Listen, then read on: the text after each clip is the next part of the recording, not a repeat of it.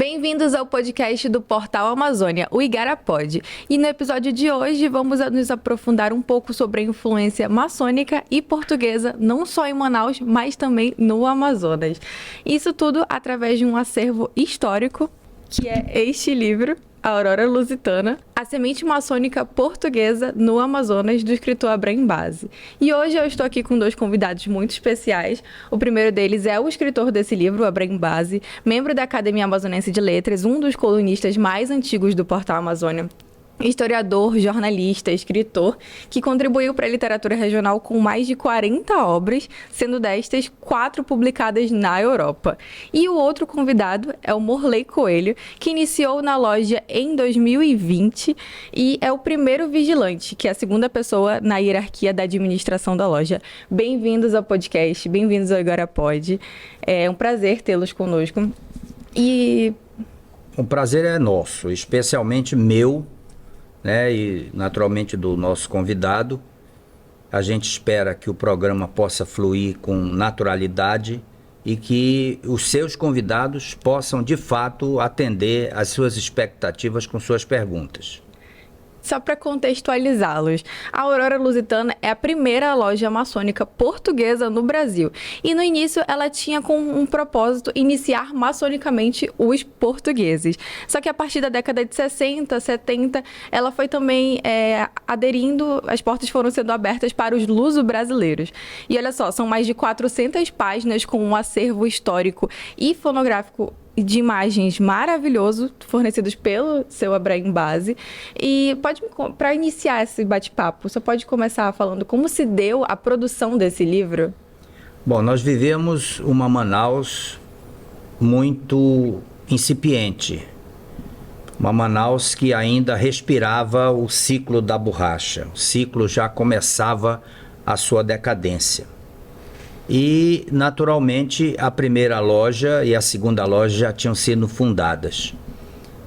Interessante que esses portugueses, e o número, vale ressaltar, o número de portugueses imigrantes para cá foi muito grande.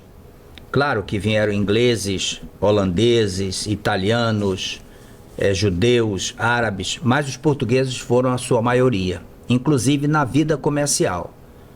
Para você ter um parâmetro, professor Samuel, em uma de suas obras, disse que só com a letra J havia mais de 60 empresas, J. Leite, JS Amorim, JG Araújo. E esses portugueses, na sua maioria, se reuniram, e aqui eu ressalto a presença do Abel Thompson de Quadros, que fez um jantar na sua casa e convidou alguns patrícios portugueses. E lá lançou a ideia de criar uma loja eminentemente portuguesa. Isso foi mais ou menos em que ano, que década? Isso era início do século. E de fato, a Aurora, ela nasce com este nome, que é um nome português, inclusive com um diferencial. O Lusitana, que hoje escreve-se com Z, ela já foi fundada com Z. Então, é um nome eminentemente português. Isso deu um ênfase diferenciado que somente hoje a gente tem essa notoriedade de ter uma loja no Amazonas totalmente portuguesa. É o único estado do Brasil que tem uma loja portuguesa. Então, este Abel foi o cabeça pensante desse momento importante que, como o Morley vai falar, cabe a esta geração de hoje conduzir para que esta eminente loja possa fazer a sua trajetória. Ela já viveu 126 anos, que ela possa continuar fazendo a sua trajetória, honrando a esses homens que criaram essa loja maçônica. E sobre o que esse livro fala exatamente? Afinal, o que é a Aurora Lusitana? Bom, a Aurora Lusitana, no meu entendimento, foi, na época, a loja mais importante na filantropia. A maçonaria tem como essência a filantropia, fazer o bem, não importa quem. E o diferencial é que nós fazemos o bem sem divulgarmos. O Rotary, por exemplo, o Lions, quando ele entrega uma cadeira de roda, ele faz um estardalhaço, ele chama a imprensa que ele está entregando 10 cadeiras de roda, ou que ele foi no hospital e entregou uma tonelada de medicamento. Nós, maçons, fazemos esse mesmo trabalho silencioso. Então, a Aurora, por exemplo, e o Morley vai falar sobre isso, ela faz a sua parte filantrópica, mas neste período, essa loja teve uma essência muito grande. Por exemplo, um dos fundadores faleceu e o filho dele estudava no Rio de Janeiro. E a loja manteve este jovem estudando até se formar. Você vai ver no livro que tem vários recibos de viúvas, não só agradecendo, mas registrando a importância que a loja dava naquele período para que aquela viúva pudesse se manter. Então foi uma maçonaria diferenciada, entendeu? Nós temos, por exemplo, recibos do Cardoso Fonte, o grande hospital Cardoso Fonte que atende os nossos doentes de tuberculose. A loja mensalmente fazia uma doação e presidia o Cardoso Fonte neste período exatamente homens importantes da medicina no nosso estado. Então, este fato é que faz com que a loja seja, neste período, a mais importante loja filantrópica da época. E Morley, você que entrou nesse universo em meados de 2020 e está atualmente como primeiro vigilante, como que você absorveu essa herança filantrópica? Como você se vê relacionado com a filantropia que a loja Aurora Lusitana prega e pratica na sociedade? Bom, Isa, primeiramente, bom dia, obrigado pelo convite. Estou representando aqui a loja Aurora Lusitana, convite de você, do Base. Com relação ao livro, ele trouxe assim fortemente toda a essência de toda essa história, da representatividade da loja na história do estado. E aí os leitores vão ver que, além dos fatos já citados pelo Base, a loja ela trabalhou fortemente, inclusive na época da escravidão, comprando cartas para assaltar pessoas que viviam naquela condição naquele momento. Então, realmente, assim, o grau filantrópico que rege a história da loja é muito forte. Hoje, logicamente, a gente, nessa nova administração, principalmente, além de, logicamente, dar sequência de tudo que já foi construído, nós vamos trabalhar fortemente também nesse sentido da filantropia. Nós já temos, inclusive, já agendado agora, devido ao 1º de outubro, né, que é o Dia do Idoso, uma ação, inclusive, na Casa do Idoso, que vai ser feita por nossa loja, logicamente com o apoio de todos os irmãos, e que, independente das ações que a própria loja faz, nós também buscamos dentro grupos de amigos, inclusive que nem pertencem à loja, mas por essa essência e pela necessidade, inclusive, da própria sociedade, nós buscamos também, além de a própria loja fazer, mas também acabamos incentivando outros grupos de amigos a também fazerem outras ações, né? Não somente nas entidades que nós estivemos apoiando naquele momento, mas em outras situações também que a gente vê que existe uma necessidade grande daquele. É uma coisa que faz parte da vida de vocês, né? Sim. Então, além de praticar isso, vocês incentivam até pessoas de fora a serem filantrópicas, a praticarem esse bem pelos outros, sem olhar a quem, né? Fazer o bem sem olhar a quem. Claro. De forma discreta, né? Como o Renato falou, a gente não tem essa necessidade, digamos assim, de fazer um evento, de mostrar e chamar a mídia e tal. Não é o nosso interesse. O nosso interesse é realmente ajudar entidades ou pessoas fins que estejam necessitando, né? Em outros momentos, por exemplo, devido à estiagem que ocorreu, por exemplo, no ano passado, em diversas situações nós encontramos diversas famílias isoladas, necessitadas, né? Mães solteiras com diversas crianças dentro de casa.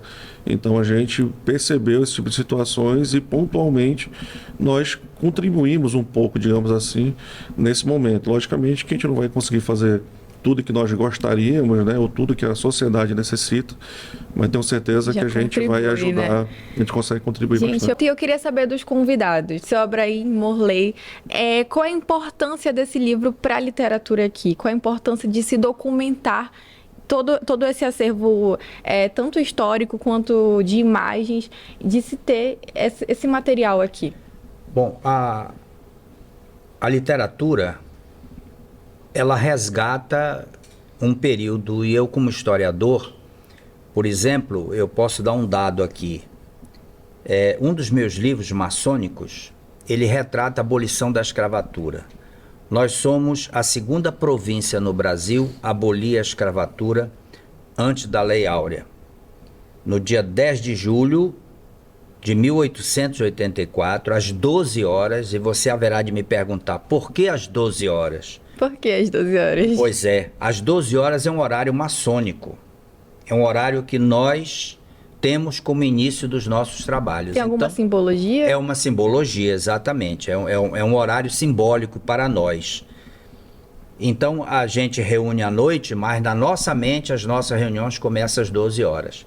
E foi neste horário, porque o governador da província, Teodoreto Carlos Faria Souto, era maçom, e reuniu na Praça 28 de Setembro, hoje Praça da Polícia Militar, a população de Manaus. Inclusive, neste livro você tem a ata deste momento importante, e a primeira província no Brasil foi o Ceará, no dia 20 de fevereiro de 1884. E, de certa forma, a maçonaria, ela, durante um longo período, teve apenas um maçom preocupado em fazer registros das instituições chamadas lojas maçônicas, que já partiu para outra, nós chamamos Oriente Eterno, né? Rodolfo Vale, ele escreveu sobre a loja Amazonas, é um livro pequeno, mas com muita informação, e escreveu também um outro livro sobre a primeira loja, quando ela fez centenária, que é Esperança e Porvir. Nos 100 anos ele escreveu esse livro. De lá para cá, ninguém escreveu quase nada sobre a história das lojas maçônicas. E eu fiz o livro da abolição e fiz o primeiro livro da Aurora Lusitana. Então, qual a importância da literatura nesse momento? É trazer registros de um passado não muito distante, que ficaram no esquecimento, porque esses homens vão passando, vão morrendo. Preservar a história, né? Até para as pessoas que fazem parte disso hoje conhecerem o histórico disso. Veja, o Morley iniciou em 2020. Ele, ao pegar esse livro, ele vai ver os feitos que aqueles maçons, há 126 anos atrás, fizeram. Isso é um estímulo para que ele possa, diante do que ele vai conhecer e do que eles fizeram, ser um maçom atuante. Porque a finalidade da maçonaria não é se reunir toda semana, simplesmente congregar um número de pessoas, não. A maçonaria pensa na sociedade em que ela vive. A maçonaria no passado teve um bairro inteiro. O bairro hoje Nossa Senhora das Graças, antigo Beco do Macedo, pertenceu à maçonaria. A maçonaria, ela tem, de fato, uma ação social de suma importância. Que passa de geração. Que passa de geração. Então, o livro não é só um registro do que aconteceu no passado. O maçom mais jovem, ao ver a ação de um Abel, ele vai se entusiasmar a ser o Abel de hoje. E vai criar nele a grande responsabilidade de manter viva essa vela votiva, de manter viva a loja, porque a loja, ela é a congregação de irmãos, e cada um pensa a seu modo. Você imagina o venerável, por exemplo, ele conduz esses irmãos de tal sorte que eles possam conviver em harmonia, e esta harmonia leva as propostas a acontecerem. Sim. Então o livro, ele não é só um registro histórico, ele traz principalmente a oportunidade de fazer com que os mais jovens possam entender que os mais antigos fizeram muito e que eles precisam fazer exatamente, né? Exatamente. Se inspirar para fazer igual ou até melhor. Ou até melhor, exatamente. E é um registro, por exemplo, se escreve muito hoje sobre ficção, poesia. E o registro histórico, ele dá notoriedade à cidade. Por exemplo, esse livro já está em Portugal. Sim. O grão-mestre da Grande Loja de Portugal, recebeu este livro da mão do grão-mestre do Amazonas num congresso internacional na Bolívia. Então, esse livro já está em Minas Gerais. Ele já está em São Paulo. E isso faz com que, inclusive, ontem eu recebi uma mensagem de um irmão de Minas Gerais dizendo o seguinte: tem uma palestra feita em 1950 por um irmão da Aurora Lusitana, que na época era um advogado, sim, inclusive um jurista ilustre, que falou sobre Joaquim Nabuco. E o meu patrono aqui na minha loja é Joaquim Nabuco. Legal. Então veja, que lá em Minas Gerais o cara descobre que o patrono dele é exatamente aquele a quem o irmão aqui, há meio século, escreveu sobre ele. Então, sim, são esses registros históricos que ganham espaço nacional.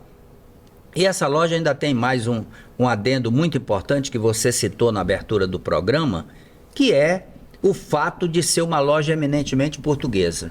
Que ela nasceu portuguesa. E para você, qual a importância de a gente preservar a história através da literatura? É fundamental, né? Além de tudo que o Base já colocou, para a gente, para nós que frequentamos e hoje somos o quadro atual da loja, é de grande orgulho, né? Nós conhecemos melhor nossa história, nós sabemos da responsabilidade até que nós temos de seguir nessa missão e também colocar o nosso tijolinho, digamos assim, na construção da sociedade melhor. Então, para a gente é de grande orgulho, de grande felicidade. Como o Bray falou assim, na leitura do livro, a gente vai se inspirando realmente a buscar e ver que a gente está fazendo um caminho legal e que a gente está deixando nossos antepassados, digamos assim, orgulhosos também de que estamos aqui até hoje, cumprindo a nossa missão, evoluindo e seguindo no que foi construído e pensado lá atrás. Para a gente é de grande orgulho, grande felicidade poder ter essa obra da nossa loja. Seu Abraim, eu estava lendo, né, e percebi que vocês até tinham comentado comigo que o objetivo da loja inicialmente era iniciar maçonicamente os portugueses. O que seria iniciar maçonicamente alguém? Ingressar na maçonaria é uma iniciação, porque a maçonaria é uma instituição filantrópica, mas ela é uma escola de vida. A maçonaria te ensina a fazer o bem, te ensina a não mentir, não trair, não roubar, não fazer mal ao teu semelhante. Então, por exemplo, você, para ser maçom, eu não posso ir a uma loja maçônica e dizer eu quero ser maçom. Eu tenho que ser convidado por um maçom que me conhece, que conhece os meus atos, que percebeu no meu dia a dia que eu sou um homem generoso, que eu tenho a característica principal para ser maçom. Então, um belo dia ele resolve, depois de muita observação, me chamar e dizer: tu queres ingressar na maçonaria? Sim, é um convite, mesmo assim, né? Ele precisa de mais 2 assinaturas. Essas 2 assinaturas são de pessoas que não me conhecem. Então, toda a responsabilidade é daquele que convida. A maçonaria, ela não é uma igreja. Ela te exige uma religião. Você, para ser maçom, tem que crer em Deus. Porque a maçonaria acredita piamente na criação do mundo, desse nosso Deus que nós falamos na religião evangélica, na religião católica, nós chamamos de grande arquiteto do universo. Quer dizer, é o mesmo Deus. Então, a maçonaria precisa que você tenha a crença em Deus para poder participar da maçonaria. O ateu, por exemplo, não pode ser maçom. Ele não tem como ser maçom, porque ele não entende a criação do mundo. O ateu não é generoso. Dificilmente ele é generoso. E exige também uma compreensão, né? Um compromisso com isso. E um compromisso, inclusive, de estudo. Como foi esse processo de iniciar maçonicamente na sua vida? O que mudou? Que pessoa que você era antes e você se tornou? Bom, Isa, a maçonaria, ela entende que o homem, ele é uma pedra bruta, né? Que ela precisa ser desbastada. Em que sentido, né? Do homem, ele se autoconhecer, do homem aprender a reconhecer e enxergar os seus erros, amadurecer realmente como ser humano. A gente, para que a gente consiga fazer, digamos assim, uma filantropia, um atendimento à sociedade, a outras pessoas, nós primeiro precisamos nos conhecer melhor e crescer como ser humano. E aí, a partir daí, de dentro para fora, a gente consiga evoluir também em sociedade, como um ser humano mais exemplar, digamos assim. Mas que além de toda essa construção, envolve não somente o eu, né? Mas tudo que em volta dele. Então, assim, para você se tornar buscar, e aí isso está dentro dos nossos estudos, digamos assim, né? E você buscar se tornar um ser humano melhor, um pai melhor, um filho melhor, um profissional, consequentemente você vai se tornar um profissional melhor. Uma pessoa de modo Exatamente, geral, né? porque você vai aprender a ter mais convivência, digamos assim, na sociedade, a enxergar melhor diversas situações que realmente em condições normais acabam nos aborrecendo, enfim, mas você tem uma outra visão para você tratar diversos problemas. Então isso mudou o modo como você se relaciona com as pessoas. Com certeza. Então isso realmente, como um todo, acaba nos tornando uma pessoa melhor. Não temos interesse de buscar ser uma pessoa melhor que o outro, mas realmente buscar ser melhor para nós mesmos. Si, né? Melhor que si. Exatamente. A cada dia. Eu não quero ser melhor que, vou trabalhar para dizer que eu sou melhor que outra pessoa. Não é isso. É realmente você buscar ser um eu melhor. Você vai buscar ser um ser humano melhor para si mesmo e, consequentemente, você vai ser um ser humano melhor para as pessoas que o rodeiam, principalmente a sua família, que é uma peça fundamental que a maçonaria prega, de você realmente buscar cuidar da família, você buscar ter um convívio melhor com a sua esposa e com seus filhos. Consequentemente, você sendo um exemplo para essas pessoas, você vai também ser exemplo para uma próxima geração que está vindo aí. Eu, por exemplo, tenho 2 filhos, um de 10 e de 15 anos, e realmente eu busco conversar sempre com eles, trazendo um pouco do que a gente aprende ali dentro, para que eles também se tornem pessoas melhores dentro de uma sociedade que hoje a gente vê que acontece tantas coisas assim, de guerras e conflitos, né? Então a gente sempre busca direcionar da melhor maneira possível, né? Você estava falando sobre moldar a si próprio homem, né?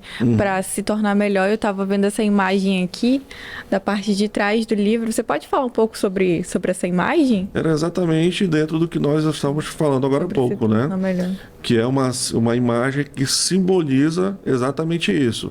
Do homem que ele está... que é aquela pedra bruta, né? E ele vai aos poucos desbastando, ou seja, ele vai aos poucos reconhecendo onde esses erros e tirando, digamos assim, do seu convívio, da vida dele, né? E evoluindo, né? Nesse sentido. Vocês podem me dizer mais ou menos quantas lojas maçônicas portuguesas existem no Brasil? Somente uma. Somente uma. a Aurora Lusitana. É a única loja eminentemente portuguesa. E maçônica no geral? Não, maçônica há muito. Por exemplo, só em Manaus são mais de 30. Fora as que existem no interior do estado. São muitas. Em cada interior do estado tem uma loja maçônica. Existe no interior, então. Então são mais de 30... Só em Manaus. Só em Manaus. Tá. A maçonaria ela é mantida e ela prega a filantropia. Vocês podem falar um pouco sobre essa questão que é tão essencial você comentou que no início trabalhou muito na causa abolicionista e que desde aquela época era muito forte. Isso mudou ou isso evoluiu de lá para cá? Não evoluiu. Naturalmente nós não temos fatos históricos como escravidão para trabalhar isso. Mas a maçonaria prega a liberdade, a igualdade e a fraternidade. Essa trilogia, o que é a igualdade? É quando o maçom ingressa na maçonaria, ele pode ser, por exemplo, um general de exército. Lá ele é apenas o irmão. Nós nos consideramos irmãos. Se ele é um governador do estado, lá ele não é o governador. Quando ele bota os pés na loja, ele é um cidadão comum, ele é um irmão. E assim ele é tratado. Então vocês são irmãos entre si? Somos irmãos. Nós somos irmãos, as nossas esposas são cunhadas e os nossos filhos são sobrinhos.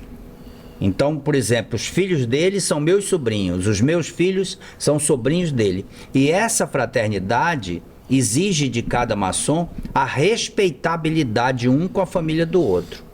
Quer dizer, mas nós somos uma família. A maçonaria é uma família. Além de exigir a religião, a crença em Deus, ela é uma família. E como o Morley botou com muita propriedade, é uma escola de vida. Eu vou aprender a ser um homem melhor. Eu vou respeitar mais o diferente, o outro. Eu vou entender a tua posição. Eu posso não concordar com você, mas eu vou respeitar empatia. Exatamente. Quer dizer, e de certa forma, a maçonaria, ela se divide em duas partes, né? Tem a parte da filosofia, que são graus maiores. Ela hoje vai a um determinado grau quando você inicia. Depois ela tem uma outra forma de estudos, que evolui e vai até o grau 33. Necessariamente não precisa ele ir para esses graus maiores. Ele chegando naquele discernimento daquela loja que ele participa, né? Ele já tem a plenitude maçônica. Ele pode ser venerável, ele pode ser primeiro vigilante, ele pode ser orador. E a maçonaria, ela tem o seu tribunal maçônico. Então, se eu cometo um delito, por isso você, para ser maçom, você vai tirar uma ficha corrida, você não pode responder processo. Quer dizer... Delitos dentro da maçonaria ou fora também? Dentro ou fora. Entendi. Há um tribunal que te julga. Tem um juiz, tem um advogado de acusação, tem um promotor, tem um advogado de defesa.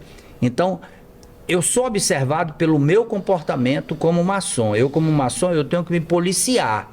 Eu não posso, por exemplo, tirar um gracejo com a filha de um maçom.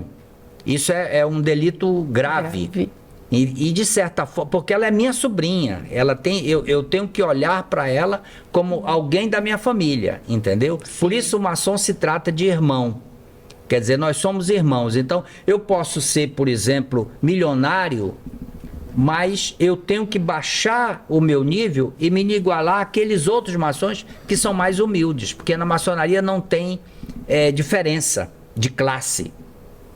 Nós não importa temos. Se você tem um poder aquisitivo maior, menor. Não importa. Nós, ao ingressar na maçonaria, nós somos irmãos. Eu posso ser doutor, mas na maçonaria eu sou simplesmente o irmão Abraim Base. Quer dizer, eu lá não sou chamado de doutor Abraim. Eu posso ser um grande jurista, um grande advogado. Lá eu não sou o jurista e o advogado. Lá eu sou simplesmente o irmão Morley. Quer dizer, e isso tudo faz com que essa fraternidade seja respeitada. Então, quando um irmão sai desta pedra bruta, quando ele retorna para esta condição da pedra bruta, ele fere os princípios maçônicos. Básicos, né? Básico, e ele está sujeito a penalidades. Ele pode ser chamado a atenção, ele pode receber uma punição, ele pode ser suspenso dos trabalhos maçônicos. Isso é uma observação. Agora, quando ele comete um delito e ele não tem culpa, ele também tem defesa. Quer dizer, nem sempre... Então é justo, né? Por isso ela é justa e perfeita. Sim. Ela é justa e perfeita, porque ela congrega pessoas que são pecadores, né? Por que ela te exige a igreja? Por que ela te exige a tua religião? Porque tu tem que crer em Deus. Eu sou adventista, mas eu creio em Deus. Eu sou presbiteriano, mas creio em Deus. Eu sou batista, mas creio em Deus. Eu sou católico, mas creio em Deus. Isso é fundamental para ser maçom. Morley, como que isso traz uma disciplina de vida, se torna uma filosofia para você? Bom, Isa, uma das colunas, digamos assim, dentro desses ensinamentos da maçonaria é a igualdade, né? E essa igualdade, ela não é somente para entre irmãos. Essa igualdade a gente traz para a vida, tratando todas as pessoas com igualdade, tratando as pessoas como nós gostaríamos também de ser tratados. Então, isso realmente traz uma disciplina, né, digamos assim, para a nossa vida, que ela acaba realmente nos trazendo a diversas coisas, né? A educação, a postura, a você realmente estar se autoavaliando, digamos assim, você está se vigiando, né? para que você realmente fique atento às coisas que acontecem à sua volta, não somente para a gente se colocar ali da melhor maneira, como exemplo, mas também orientar outras pessoas que de repente não estejam enxergando determinada situação. Então hoje, como primeiro vigilante da nossa loja, a gente acaba também tendo essa responsabilidade de orientar outras pessoas, outros irmãos, né? Como eu falei anteriormente, não buscando ser melhor que ninguém, mas realmente buscando nos ajudar, nos aconselhar e buscar realmente que a gente consiga, entre todos nós, buscar realmente um clima de amizade, de irmandade, mas que também, como eu falei, de igualdade. E de dentro para fora, da nossa loja para fora, para a sociedade, todos nós que ali frequentamos, levar essa doutrina, digamos assim, aos que nos rodeiam. Não somente, principalmente ali dentro de casa, mas também as pessoas ali à nossa volta no trabalho, né? Então, eu gosto muito, é um local assim que particularmente para mim me traz grande tranquilidade, felicidade de poder estar ali entre irmãos, convivendo e aprendendo bastante também com todos eles.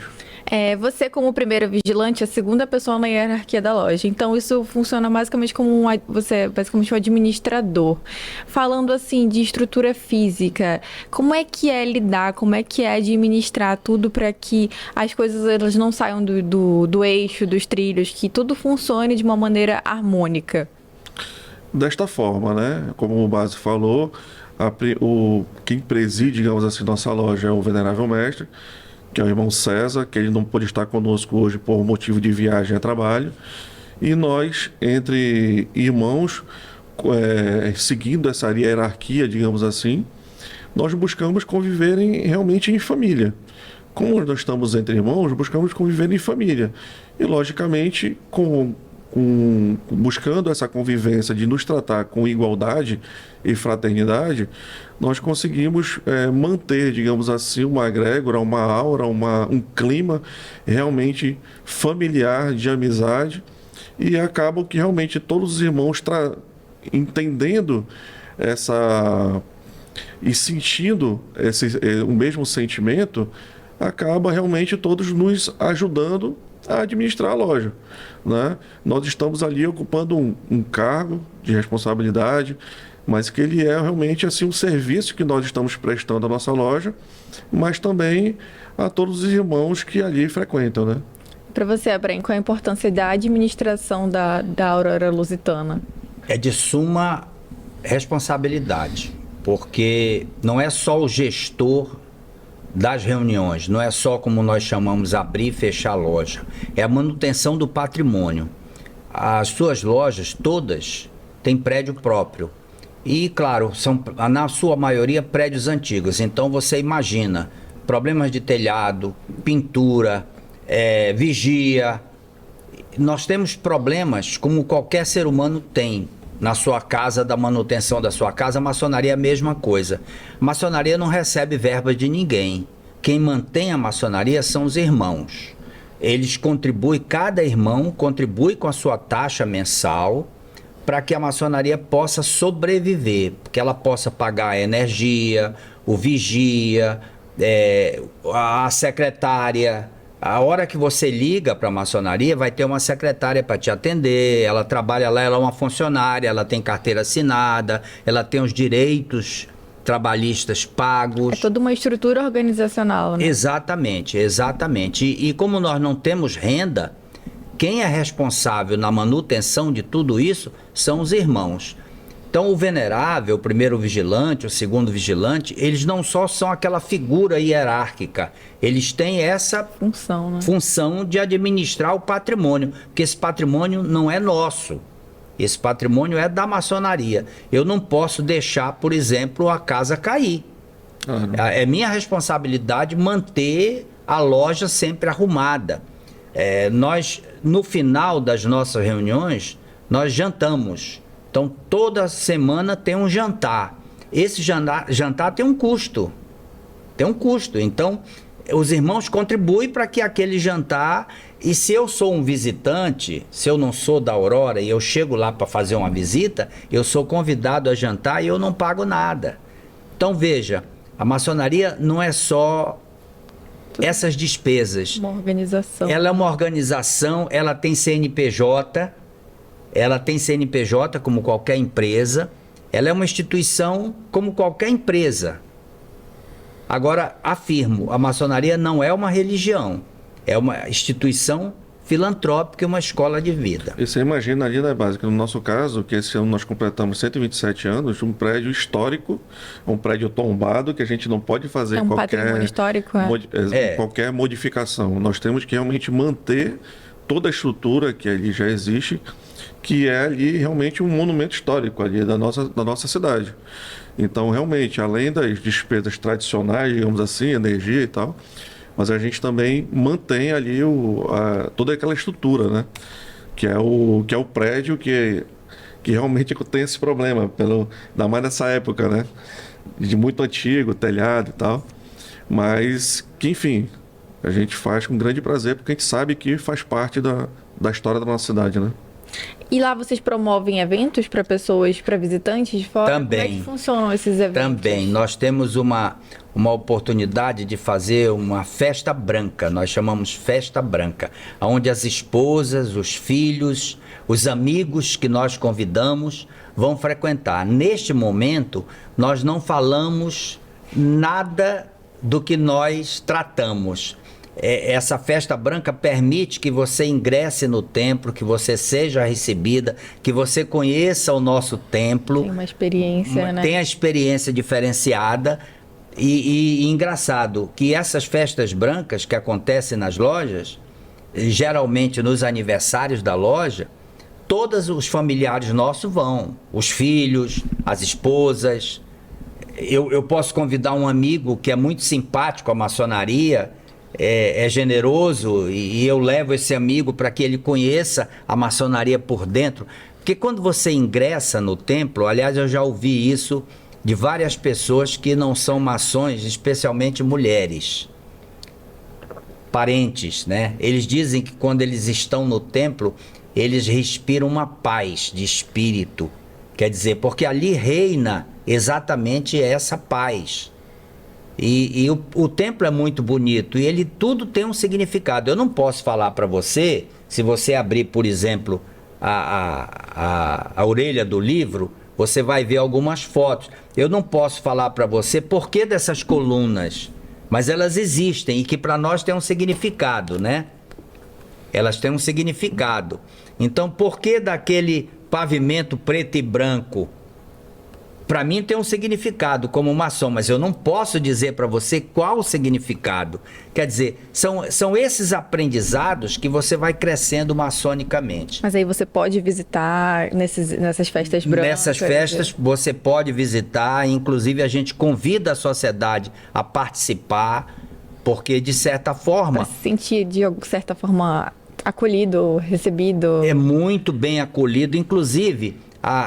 os leigos, como nós chamamos, têm um pensamento muito errôneo a nosso respeito. Dizem que a gente faz parte de uma instituição negra, que nós temos pacto com o bicho feio. Nada disso existe.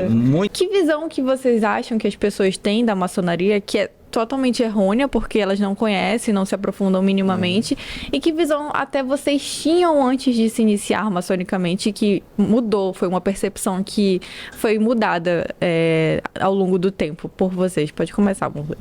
Bom, realmente assim é normal, né, que o ser humano, quando não tem um conhecimento de determinado assunto, ele acaba se deixando levar por diversas outras opiniões de outras pessoas que também não conhecem, né? Então, realmente acontece de acharem que é um tipo de seita, alguma coisa assim nesse sentido, de que você vai entrar e vai ficar rico. Tem uma série de coisas que acontecem que a gente acaba escutando, né? Mas, realmente, quem procura entender ou procura conhecer um pouco mais, verifica e reconhece que não tem nada a ver com aquilo. Então, tem situações, por exemplo, de pessoas que falam, pô, mano, eu perguntei uma pessoa, um padre e tal, e me falou isso. Eu falei, cara, não tem nada a ver. Tanto é que todos os estudos e as referências, tudo que nós conversamos, estudamos e buscamos, está dentro da Bíblia. Entendeu? É baseado na dentro da Bíblia. Que para a gente é o livro da lei, que é o livro que realmente nós buscamos os nossos direcionamentos. E você tinha alguma visão anterior que mudou? Ou você já sabia o que te esperava? No meu caso, como meu pai é maçom também, então assim, a gente muito novo já estava nesse ambiente, então pra gente não foi uma coisa nova, né? Então, quando eu era mais novo também, adolescente, eu também ingressei numa ordem que chama Ordem Demolei, que isso aqui é uma ordem que ela é direcionada para os filhos de maçons. Eu acho, para mim, a Ordem Demolei foi de suma importância, porque realmente assim, e acredito que hoje ainda mais até, pelo momento que nós vivemos, de tantas informações, entendeu? Que às vezes muitas crianças acabam se perdendo, se deixando levar por YouTube, por TikTok, achando que aquela vida que ele está vendo ali de outras pessoas é fácil, e não é. Então, a Ordem Demolei, para mim, foi sua importância para o meu crescimento pessoal também, é para jovens, tá? Então, e ali dentro daquela ordem, a gente acaba também tendo essa influência da maçonaria, mas também tendo outros direcionamentos e conhecimentos necessários para o crescimento pessoal e principalmente para aquele momento de você aprender o certo ou errado, de postura, enfim, de uma série de coisas. E a partir dali, já tendo esse conhecimento e já vivendo aquele ambiente também do Demolei, quando eu recebi o convite para ingressar na maçonaria, então para mim foi de grande felicidade de poder também conviver nesse outro ambiente que eu também tinha curiosidade e vontade de estar participando. Então, para mim, e eu inclusive iniciei juntamente com meu irmão naquele momento, então para mim foi de grande felicidade e eu, como eu falei anteriormente, né? Ali eu realmente me sinto bem entre irmãos, e ali a gente acaba aprendendo sempre mais alguma coisa e trazendo para nossa vida também, cotidiana. E para você, Abraim, tem alguma visão errônea que as pessoas têm da maçonaria que você gostaria de tirar? Tem sim. Algumas pessoas acham que a gente vai fazer um pacto com o Satanás. Sendo que você falou que é uma religião que você precisa crer exatamente, em Deus, né? Crer em Deus. Por exemplo, quando inicia nossos trabalhos, a Bíblia fica aberta, é lido um salmo. Quer dizer, a presença de Deus está ali.